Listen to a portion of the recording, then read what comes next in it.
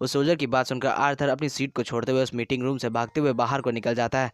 Arthur बड़ी तेजी से दौड़ते हुए कासल के टेलीपोर्टेशन गेट की तरफ जाने लगता है, जिसके बीच में कुछ सोल्जर्स उसको रोकने लगते हैं, लेकिन वो वहां पर रुकता नहीं है। आर्थर वहां पर बड़ी तेजी से टेलीपोर्टेशन गेट की तरफ बढ़ने लगता है। वहीं पर गेट के सामने 2 गार्ड्स खड़े होते हैं जो आर्थर को रोकने की कोशिश करते हैं, लेकिन आर्थर उन लोगों की सुनता नहीं है। आर्थर आगे बढ़ते हुए उस गेट को पास करने लगता है कि तभी आर्थर को पकड़कर वहीं पर रोक लेते हैं। लोग आर्थर को धक्का देते हुए उस गेट से आर्थर को दूर हटा देते हैं। आर्थर उन लोगों को गेट खोलने के लिए बोलता है, जिसके जवाब में वो सोल्जर बोलता है कि यहाँ पर कासल के सारे एग्जिट्स कमांडर वेरिन और लॉर्ड एल्डर के हाथ में हैं और यहाँ पर हमें कोई भी ऐसा कमांड नहीं मिला है कि कोई यहाँ से बाहर जा रहा है। इस पे आर्थर बोलता है कि मैं अभी अभी एल्डर और वेरिन के साथ कासल के अंदर वापस आया हूँ। उन लोगों को इसके बारे में पता है कि मैं बाहर जा रहा हूँ। वो सोल्जर ये सुनकर कि आर्थर लॉर्ड एल्डर और कमांडर वेरिन का नाम लेकर उन्हें बुला रहा है, वो गुस्सा हो जाता है। सोल्जर बोलता है कि इससे फर्क नहीं पड़ता कि तुम किसी नोबल की बिगड़ैल औलाद हो, तुम्हें अपने से किसी बड़े का इज्जत से नाम लेकर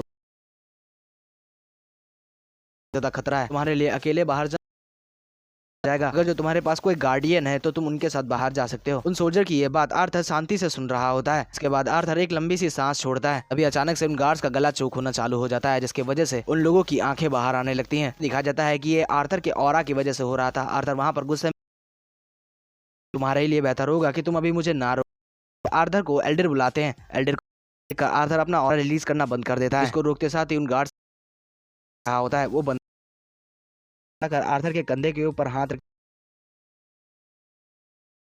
के अंदर बाहर आ, फिर भी बाहर जाकर तुम कुछ ऐसा बेवकूफ़ी भरा मत करना जिसके वजह से तुम्हारी जान के ऊपर बात बनाए। जो सुनकर आर्थर नोट करते हुए अपनी मुंडी को हाँ में हिलाता है। एल्डर से परमिशन मिलते साथ ही आर्थर क्रीट को क्रॉस करते हुए टेलीपोर्टेशन को एटिस्टन स्टेट के ऊपर लगाने के लिए बोलता है और यहीं से सीन चेंज होकर डायरेक्टर सिंथिया के ऊपर आता है। वहीं पर हमें डायरेक्टर सिंथिया के बेड के करीब 2 शेडोज को दिखाया जाता है जो कि आपस में बात कर रहे होते हैं।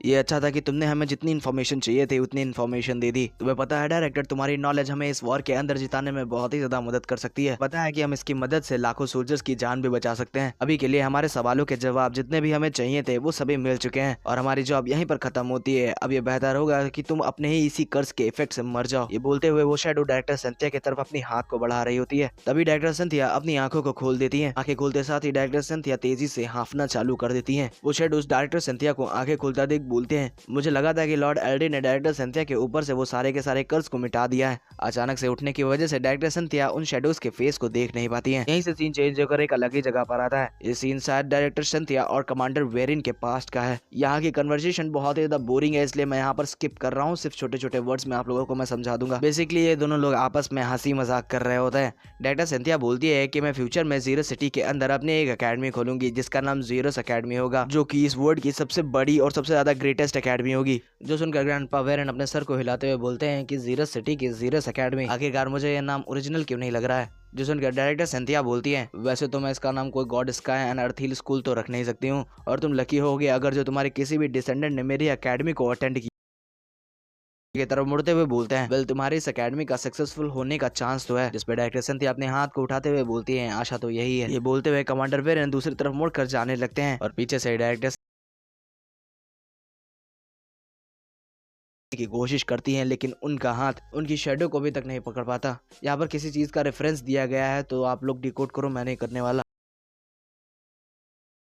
और डायरेक्टर सिंथिया पीछे छूटती ही जा रही होती है। भी वहाँ पर डायरेक्टर सिंथिया के पास ग्राउंड पर कुछ खून की बूंदें गिरती हैं। कमांडर वेरिन पीछे घूमते हुए बोलते हैं कि बूढ़ा तो मैं होता जा रहा हूँ, क्यों हो रही हो। ये बोलते देखते हैं तो वो पार्ले सिंथिया के हाथों के अंदर खून होता है। तभी वहाँ पर किसी के जोरों से आंखें खुल जाती हैं। ये सब चीजें ग्रैंडपा वेरिन अपने सपने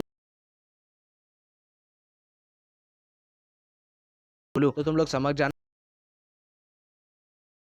है। ग्रैंडपा वेरिन जब पाते हैं कि वहां पर सोल्जर्स की भगदड़ चल रही होती है, ग्रैंडपा वेरिन वहां पर खड़े एक सोल्जर से पूछते हैं कि आखिरकार यहाँ पर चल क्या रहा है। सोल्जर के बारे में श्योर नहीं हूँ, लेकिन इसके निचले फ्लोर से किसी के चीखने की आवाज सुनकर ग्रैंडपा वेरिन बोलते हैं, नीचे का फ्लोर वहां पर तो कोई भी नहीं है। ग्रैंडपा वेरिन को कुछ याद आता है जिसकी वजह से उनका चेहरा पूरा डर से भर जाता है। ग्रैंडपा वेरिन को याद आता है कि उसी फ्लोर पर डायरेक्टर सिंथिया है।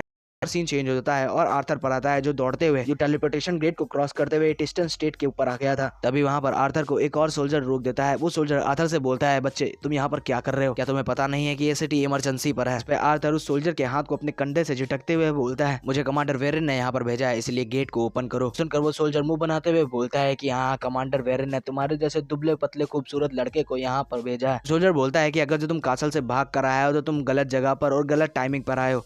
वो सोल्जर सोच रहा था कि आर्थर एक नोबल है जो कि कासल से भागकर यहाँ पर आया है। सोल्जर की बात सुनकर आर्थर अपनी लंबी सी सांस छोड़ता है। वहीं पर वो सोल्जर अपने पीछे खड़े दो चेलों से बोलता है, हे तुम दोनों जल्दी से तुम दोनों इस बच्चे को उठाकर वापस से टेलीपोर्टेशन गेट के अंदर फेंक दो। मैं यहाँ पर सिटी के अंदर और भी ज्यादा सिविलियंस को नहीं रखना चाहता। ये बोलने के साथ ही साथ उस सोल्जर के ऊपर एक बड़ी सी शैडो पड़ती है। देखकर उस सोल्जर के पीछे खड़े दो सोल्जर्स की फटके हाथ में आ जाती है। वहाँ पर एक धमाका होता है और हमें दिखाया जाता है कि वहाँ पर सेल्विया ड्रैगन फॉर्म में आ गई होती है और आर्थर को लेकर वो आसमान में उड़ना चालू कर देती है। वहाँ पर रास्ते में भी आर्थर के दिमाग के अंदर वही चीजें बार बार घूम रही होती हैं। वही मेमोरी जब आर्थर ने अपने शिप के ब्लूप्रिंट को प्रोफेसर गाइडन को दिया था और देखते ही देखते आर्थर वहां पर समंदर के किनारे पहुंच गया था। आर्थर सेल्विया के ऊपर से उतरकर जमीन पर चलना चालू कर देता है और हर कदम के साथ आर्थर के दिमाग के अंदर बहुत सी चीजें चल रही होती है। और यहीं से सीन चेंज होकर कासल के अंडरग्राउंड फ्लोर पर आता है जहाँ पर डायरेक्टर सिंथिया को रखा गया था। वहाँ पर ग्रैंडपा वेरिएंट भी आ जाते हैं। ग्रैंडपा वेरिएंट बड़ी जोरों से हक पकाते हुए डायरेक्टर सिंथिया के रूम के गेट को खोलकर अंदर जाने लगते हैं और अंदर जाकर डायरेक्टर सिंथिया की हालत को देखकर मानो ग्रैंडपा वेरिएंट की सांसें तक थम जाती हैं। बैकग्राउंड में हमें आर्थर की आवाज सुनाई पड़ती है जो कि बोल रहा होता है कि मैंने कभी अपने आप को कोई हीरो नहीं समझा जो कि दुनिया को बचाएगा। अब तक की मेरी जिंदगी में लड़ने की केवल एक ही वजह थी, मैं केवल उन लोगों को प्रोटेक्ट करना चाहता था जिनसे मैं प्यार करता हूँ, जो लोग मेरे करीब हैं। लेकिन अब मेरी वजह से चीजें कुछ ऐसी हुई हैं जिसकी वजह से मेरे पास एक और रीजन है लड़ने का, अपनी गलती को सुधारने का। पर हमें दिखाया जाता है कि आर्थर सी के किनारे पर खड़ा होता है। यहाँ पर बहुत सारी अनगिनत अलास्टियन शिप्स लगातार बढ़ रही होती हैं। यहीं पर इस सीजन की एंडिंग हो जाती है। यहीं से सीजन 3 की स्टार्टिंग होती है और हमें दिखाया जाता है आर्थर को। हमें दिखाया जाता है कि आर्थर सो रहा होता है कि तभी आर्थर अपनी आंखों को खोलता है। आर्थर उठकर बैठ जाता है और सिल्विया को पेट करते हुए अपने मन के अंदर बोलता है, मुझे मेरे पास के सपने आए हुए काफी ज्यादा वक्त हो गया। तभी वहाँ पर आर्थर के रूम के गेट के ऊपर कोई नॉक करता है, जिसे आर्थर अंदर आने की परमिशन दे देता है। जिसके साथ ही वहाँ पर एक पर्सन आर्थर के रूम के अंदर एंटर करता है, जिसे देखकर आर्थर अपने बेड से उठ जाता है। वो पर्सन बोलता है, सर मीटिंग की लोकेशन फिक्स हो चुकी है, कमांडर वेरेन ने आपको तैयार होने के लिए बोला है। जिसे सुनकर आर्थर कंफ्यूज होते हुए बोलता है, तैयार होने का मतलब? तभी वहाँ पर रूम के अंदर कोई और एंटर करता है। वो कुछ मेट्स होती हैं जो अपने साथ में कुछ सामान लेकर आई होती हैं, जो कि शायद कपड़े होते हैं। उन मेट्स को देखकर सिल्विया बोलती है, ओह, जो जवान लड़कियां तुम्हारे लिए इंटरेस्टेड हैं, उनके अंदर तुम इंटरेस्टेड नहीं हो। मेरे हिसाब से अब तुम केवल और केवल राजकुमारियों के अंदर रुचि रखते हो। जो सुनकर आर्थर गुस्से में सिल्विया से बोलता है, क्या तुम इतने लोगों के सामने मुझसे पीटना चाहती हो? अब यहाँ से सीन चेंज को थोड़ी देर बाद पर आता है, जहाँ पर आर्थर तैयार होकर ग्रैंडपा वेरेन और लॉर्ड एल्डर के पास आ जाता है। आर्थर को देखकर ग्रैंडपा वेरेन बोलते हैं, मुझे बहुत ही ज्यादा गुस्सा दिला रही है कि तुम इन कपड़ों में भी बहुत ही ज्यादा अच्छे लग रहे हो।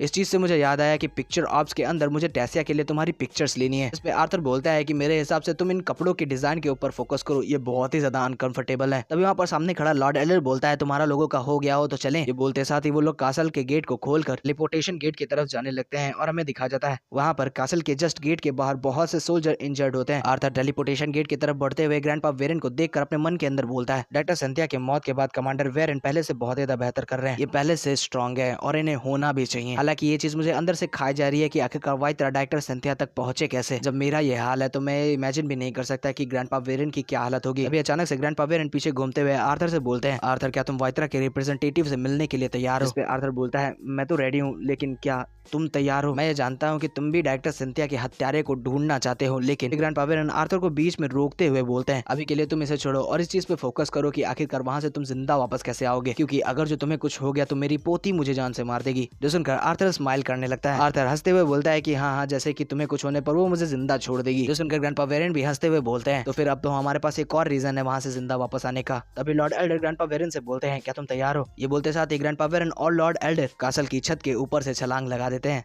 तभी आर्थर और सिल्विया भी उसी किनारे पर आ जाते हैं। सिल्विया आर्थर की तरफ देखती है और आर्थर नॉड करता है। नॉड मतलब आर्थर अपने सर को हाँ में हिलाता है। जिसके साथ ही पहले सिल्विया वहां से छलांग लगाती है, जिसके साथ ही साथ पीछे से आर्थर भी छलांग लगा देता है। हमें नीचे दिखा जाता है ग्रैंडपा वेरेन और लॉर्ड एल्डर एक ऑर्ब के अंदर उड़ रहे होते हैं, जो कि गोल्डन कलर का होता है। तभी वहां पर सिल्विया ट्रांसफॉर्म करते हुए अपनी ओरिजिनल ड्रैगन फॉर्म में आ जाती है और आर्थर उसी के ऊपर सवार हो जाता है और उसे राइड करने लगता है। इसके साथ ही वो सारे लोग समुद्र की तरफ तेजी से उड़ना चालू कर देते हैं। वहाँ का नजारा काफी ज्यादा अच्छा होता है। जिस स्टूडियो ने इसके नए सीजन को आर्ट दिया है, उन लोगों ने बहुत ज्यादा अच्छा काम किया है। बस कसर थोड़ी कैरेक्टर डिजाइनिंग में रह जाती है, जो कि बहुत से स्टूडियोज करते हैं जब वो किसी नए मानवा के ऊपर बीच से काम करना चालू करते हैं। बाकी का रहा आर्ट स्टाइल, वो बहुत ही ज्यादा प्यारा है, डिटेल उभर कर बाहर आ रही है। स्टोरी पर आते हैं। वो सभी के सभी लोग सी की तरफ बड़ी तेजी से बढ़ने लगते हैं, जहाँ पर वाइत्रास की शिप्स हैं और उनके अंदर उनकी आर्मी। आर्थर वहीं पर सिल्विया के ऊपर बैठे बैठे कुछ सोच रहा होता है कि तभी सिल्विया आर्थर से बोलती है, आर्थर क्या तुम ठीक हो? जो सुनकर आर्थर बोलता है, लेकिन मैं इस चीज से यूज्ड टू नहीं हो पा रहा हूँ कि तुम मुझे मेरे नाम से बुला रही हो। जिन लोगों को नहीं पता उन लोगों को मैं बता दूं कि सिल्विया आर्थर को पापा कह के बुलाती है। सुनकर सिल्विया बोलती है कि ग्रैंडपा ने मुझसे कहा था कि ड्रैगन्स को हमेशा अपने आत्मसम्मान को ऊपर रखना चाहिए, जिसके जवाब में आर्थर बोलता है कि मेरे हिसाब से तुम्हारे ग्रैंडपा ने तुम्हें बहुत कुछ बताया है। और यहीं पर हमारे इस एपिसोड की एंडिंग होती है। होप करता हूँ सब लोगों को मेरी एक्सप्लेनेशन पसंद आई होगी, और अगर जो तुम्हें जेन्युइनली पसंद आई है तो चैनल को सब्सक्राइब कर, वीडियो को लाइक करके वीडियो को शेयर कर देना उन दोस्तों में जिन्होंने इसके पिछले सीजन को तो देख लिया है, लेकिन अब उसके आगे वाले पार्ट्स के एक्सप्लेनेशंस को ढूंढ रहे हैं। अभी के लिए मैं चलता हूँ, तब तक के लिए खाते पीते रहना, खुश रहना, अपने और अपने प्यारों का ख्याल रखना। बाय।